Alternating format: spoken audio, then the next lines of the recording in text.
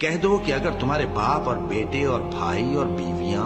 اور خاندان والے اور مال جو تم کماتے ہو اور تجارت جس میں مندی سے ڈرتے ہو اور مکانات جن کو پسند کرتے ہو اللہ اور اس کے رسول سے اور اللہ کی راہ میں جہاد کرنے سے تمہیں زیادہ عزیز ہوں تو ٹھہرے رہو یہاں تک کہ اللہ اپنا حکم یعنی عذاب بھیجے۔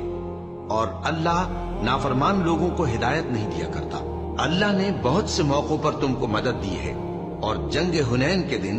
جب کہ تم کو اپنی جماعت کی کثرت پر غرہ تھا تو وہ تمہارے کچھ بھی کام نہ آئی، اور زمین باوجود اپنی فراخی کے تم پر تنگ ہو گئی، پھر تم پیٹ پھیر گئے۔ پھر اللہ نے اپنے پیغمبر پر اور مومنوں پر اپنی طرف سے تسکین نازل فرمائی، اور تمہاری مدد کو فرشتوں کے لشکر جو تمہیں نظر نہیں آتے تھے آسمان سے اتارے، اور کافروں کو عذاب دیا، اور کفر کرنے والوں کی یہی سزا ہے۔ پھر اللہ اس کے بعد